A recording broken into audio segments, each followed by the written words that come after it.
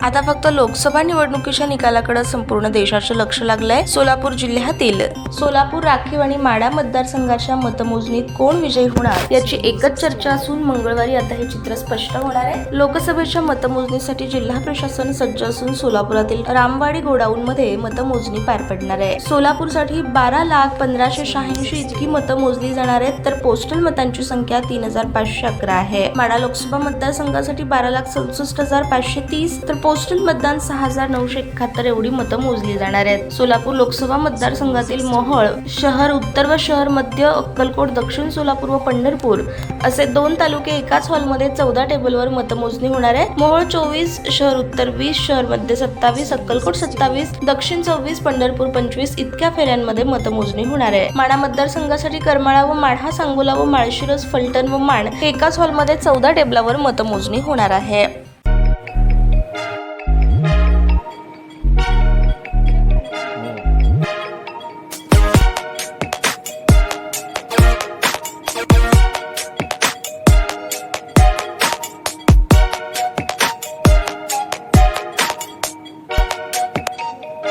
सोलापूर शहरातील सुप्रसिद्ध हॉस्पिटल म्हणजे सेंट्रल मल्टी स्पेशालिटी हॉस्पिटल मागील अनेक वर्षापासून सेवा बजावत आहे। 24 तास इमर्जन्सी सर्व्हिस, मॉडर्न टेक्नॉलॉजी, अनुभवी डॉक्टर्स तसेच अत्याधुनिक तंत्रज्ञान सुविधांनी सुसज्ज स्त्रीरोग प्रसूती विभाग, ऑर्थोपेडिक विभाग, मेडिकल विभाग आणि इतर एकमेव नाव म्हणजे सेंट्रल मल्टी स्पेशालिटी हॉस्पिटल। पत्ता गणेशपेठ शॉपिंग सेंटर, मंगळवार बाजार, सोलापूर।